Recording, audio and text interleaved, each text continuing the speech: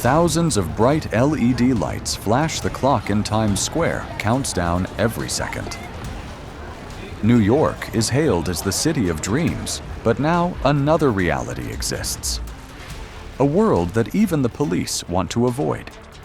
In dark street corners, shadowy figures silently curl up in old blankets,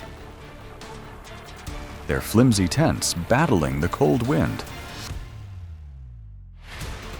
At night, sidewalks become beds, parks become shelters, and tired eyes watch the bustling crowds hurry past. Between the glamour and the shadows, hundreds of thousands of people are living a life the city seems to want to forget. Is New York truly the land of opportunity, or is it a place where dreams are swallowed by the darkness?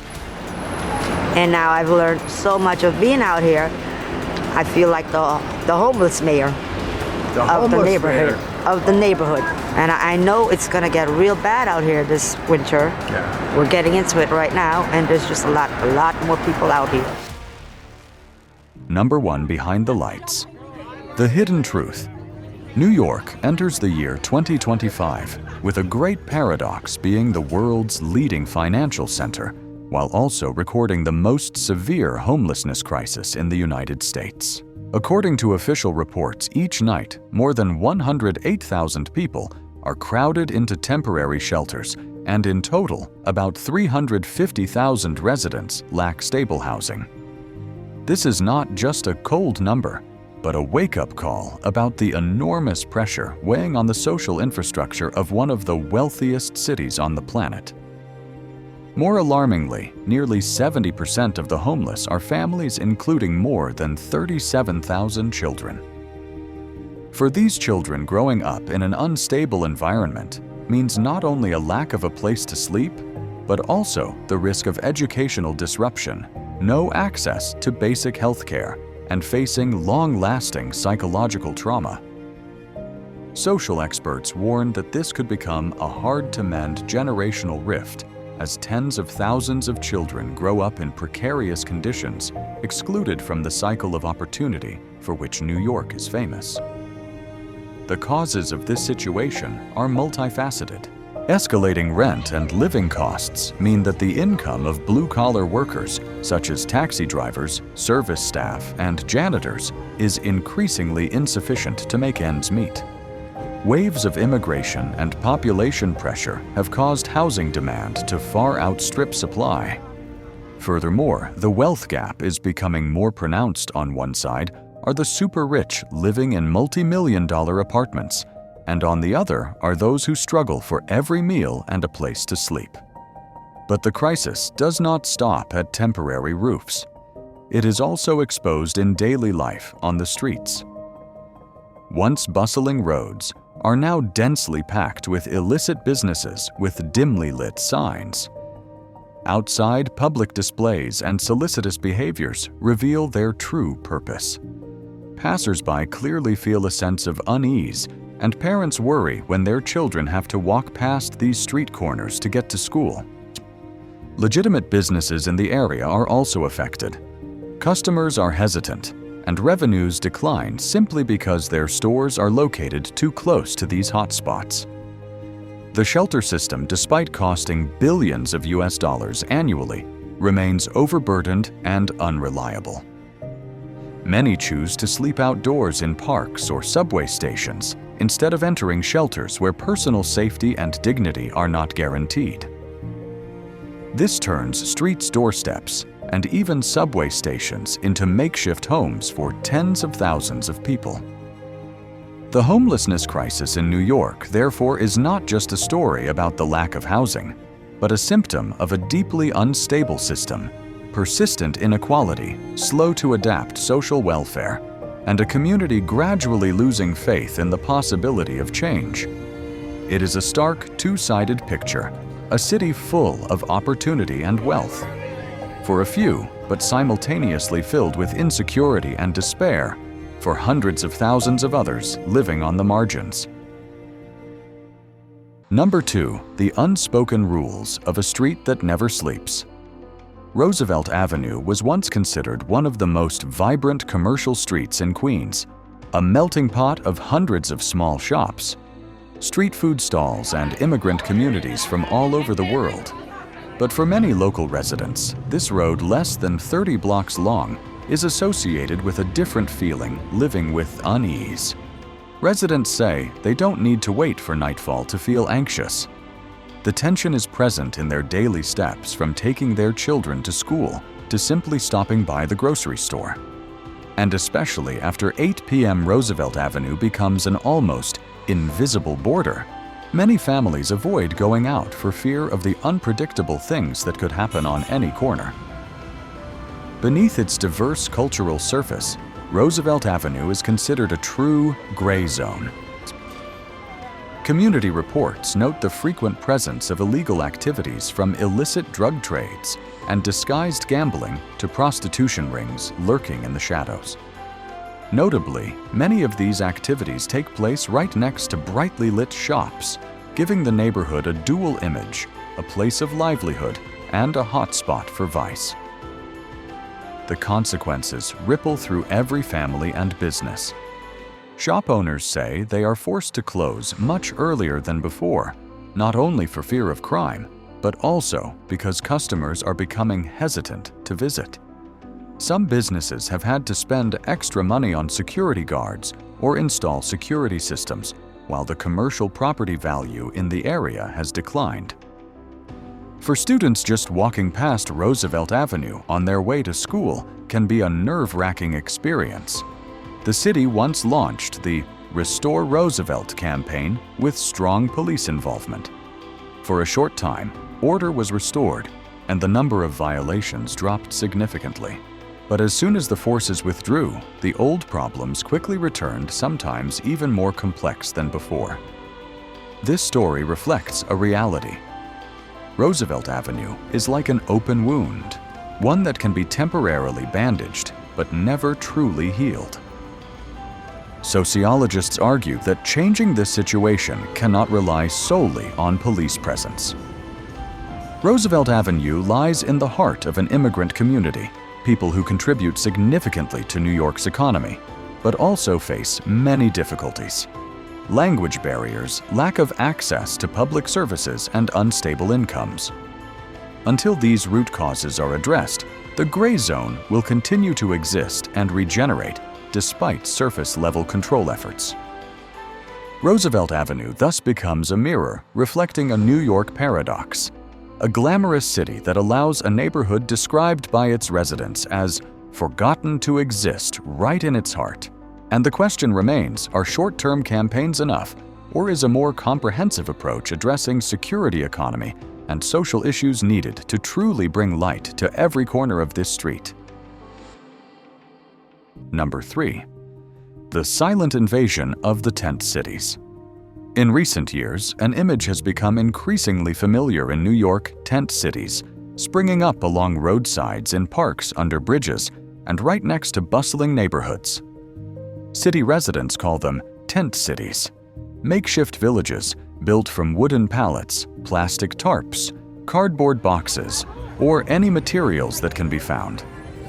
In the Bronx, East Harlem, or under the Williamsburg Bridge, one can easily see clusters of tents lined up, reflecting an undeniable reality. Tens of thousands of New Yorkers have no choice but to build a fragile shelter for themselves in the heart of the richest country in the world. Each tent village carries its own stories.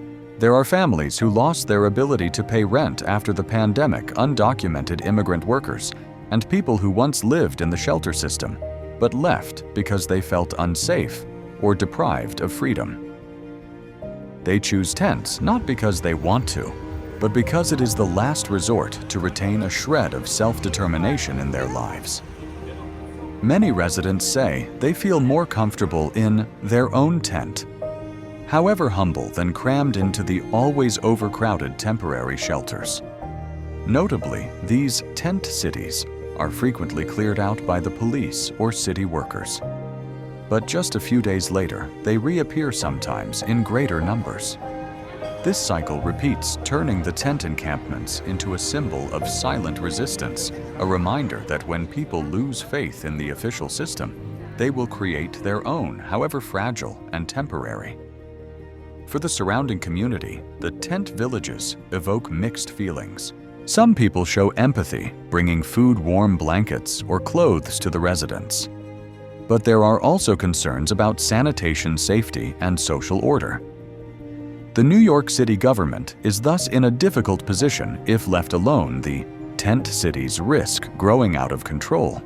If cleared, the trust gap between the homeless and the authorities widens even further.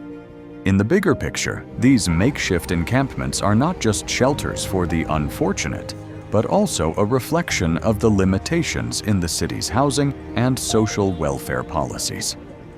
When more than 108,000 people sleep in shelters each night, and a total of 350,000 people lack stable housing, the emergence of tent cities is an inevitable consequence. It is not just a humanitarian issue, but a major question about how one of the wealthiest and most vibrant cities in the world is dealing with the darkness within itself.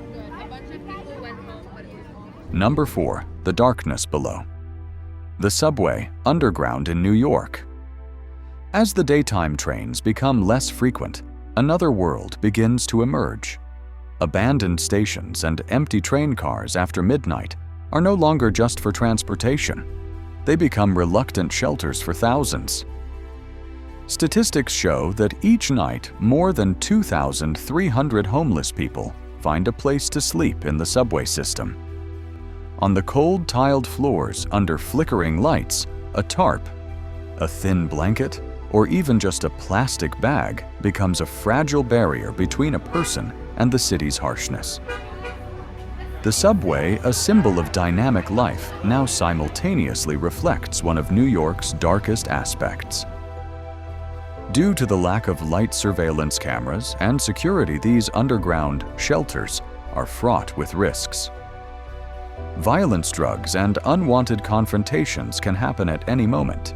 New Yorkers have grown accustomed to the sight of people sleeping on benches or taking over an entire train car. Some feel sympathy, some are indifferent, and some are afraid. But everyone is gradually seeing it as a new normal of urban life. However, this coexistence is not always peaceful.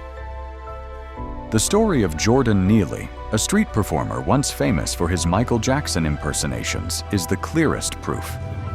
After years of homelessness and suffering from mental health crises, Neely often appeared on trains, shouting and causing disturbances. In 2023, during a tense situation on a train, Daniel Penny, a former Marine, intervened to restrain Neely. The prolonged chokehold led to Neely's death and immediately became the center of a national debate. To some, Penny was a hero acting to protect the safety of passengers. But to many others, Neely was a victim of a system that had abandoned him, giving him no chance to heal or find a stable home. Neely's death was not just a personal tragedy, but a reflection of agonizing contradictions between security and humanity, between personal responsibility and the failure of an entire social system. Neely's image from a vibrant street artist to a name in an obituary leads many to ask, if New York didn't let so many people live and die underground, would this tragedy have happened? And the answer, whoever it belongs to, reveals the truth that the subway doesn't just carry dreams, but also harbors an endless darkness. Number 5. The invisible wall of the richest city. By day, New York still appears as a symbol of prosperity. The skyscrapers of Wall Street, multi-million-dollar apartments overlooking Central Park, and luxury stores on Fifth Avenue bustling with shoppers. But as soon as night falls, another New York is revealed, a place where makeshift tents sprout under bridges, where neighborhoods are packed with newly arrived migrants, and where dark corners of subway stations become reluctant shelters. According to a 2024 report, the number of homeless people in the city increased by 18% in just 1 year, pushing the already overwhelmed shelter system into a deeper crisis. The New York City government had to spend over $4 billion to maintain temporary housing, a record budget in its history. Yet the situation shows no signs of improvement. Part of the cause comes from the wave of migration. Over 180,000 migrants from all over have poured into the city in the past 2 years, many of whom cannot find stable work and are forced to rely on the already crowded shelter system. The paradox lies here in the heart of a global financial center, where a square meter of land costs tens of thousands of dollars. There exist hundreds of shadow neighborhoods that even the police admit are hard to control. By day, tourists crowd Times Square for photos. By night, just a few subway stops away, many families endure sleep in nylon tents or crowded shelter rooms with no privacy. Social researchers call this the two New Yorks, one prosperous and one desperate. This not only creates a stark social stratification, but also serves as a harsh test of residents' trust in the political and economic system. People ask, why can a city that attracts billions of dollars in investment every day not solve the basic problem of the right to a home? In recent surveys, many New Yorkers share a sense of unease from witnessing this daily. This city is living in two parallel realities. A Queens resident said, a reality of light and a reality of darkness. And that very contrast is a reminder a city is not measured only by its skyscrapers, but by how it treats its most vulnerable people. Number 6. New York drowning in trash and fear. Before they even hear the morning bus horn, many New Yorkers can smell the stench of garbage wafting through the alleys.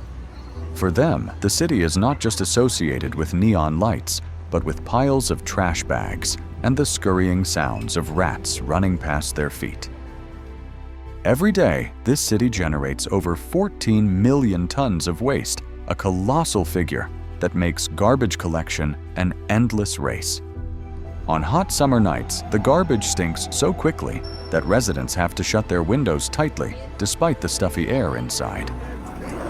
In winter, the trash freezes into hard, cold blocks lying on the sidewalks, a reminder that the problem doesn't disappear, it just changes form. Sanitation workers work tirelessly. Garbage trucks run through the streets all night, but the next morning trash bags are piled up into mountains again. It's not just unpleasant. The garbage brings along a special resident rats. They appear everywhere, from sewers and subway stations to parks and children's playgrounds. Many residents even admit they are used to the sight of rats running along the sidewalk parallel to pedestrians. A mother in the Bronx recounted her daughter asking, "Mommy, why are there more rats than pigeons?" That seemingly innocent question vividly illustrates the erosion of the quality of life. For tourists, the sight of trash and rats often leaves an impression completely opposite to their expectations of a dream city. Many tourists have frankly described their shock at seeing scattered trash bags just a few blocks away, tarnishing the inherent glamour of New York. The city government has proposed many solutions, deploying smart trash cans, investing tens of millions of dollars in a rat control campaign, and increasing collection schedules. However, with enormous consumption and dense population, the garbage still seems to win this persistent battle. Perhaps what troubles people most is not the millions of tons of trash, but the moment a child looks up at a pile of garbage taller than themselves and asks, "Is this the New York that people call the city of dreams too?" It's not just an innocent question, but a wake-up call that decay sometimes appears in the smallest details, yet profoundly affects how people feel about the very place they live. Number 7. When helping others becomes a crime. In a city where the number of homeless people is constantly rising, the kindness of the community should be a lifeline for many. However, in New York, even the simplest charitable efforts like distributing hot meals, giving a blanket on a cold night, or handing out clothes to someone sleeping outdoors are no longer as easy as before. Charity groups wanting to operate must obtain permits from the government with strict regulations and procedures. This has left many small organizations, often consisting of just a few volunteers operating on their own resources, in a bind. Without the right paperwork, unable to meet the standards, they are forced to stop their activities. The free meals once regularly distributed at subway stations or parks are now scarce. A small truck full of old clothes that used to stop by every winter evening is no longer seen. Kindness has not disappeared, but it has been constrained and bound by bureaucratic hurdles. The government argues that this is to ensure food safety, prevent abuse, and maintain urban order. Indeed, in a bustling and complex city like New York, these concerns are not without merit. But the paradox is that while hundreds of thousands of people are still struggling to find a place to sleep, the helping hands that are ready to assist are so restricted that their role is diminished. The homeless feel this change most acutely. Where a hot soup or a thick coat from a charity group could once help them endure a long night, those opportunities are now dwindling. Some even share that they feel abandoned twice: first, when they lost their homes, and second, when even the smallest support is hard to come by. This raises a big question for society when even kindness is controlled. Is there still a place for humanity in this city? Perhaps the challenge is not just balancing regulation and freedom, but finding a way not to dim the spirit of sharing the very thing that keeps a community from falling apart in a crisis. New York has proven the strength of its community many times in difficult periods, from natural disasters to pandemics. The hope is that kindness will not be lost to strict regulations, but will instead be reorganized to be both safe and humane, so that every meal and every blanket continues to warm not just the body, but also faith in humanity. Number 8. The money burning machine and forgotten promises. Every year, the New York City Department of Homeless Services, or DHS, reports a budget of about $4.1 billion, most of which is allocated to the shelter system and basic support services. With this enormous sum, many citizens expect the city to gradually solve the decades-long homelessness crisis. But the reality is the complete opposite.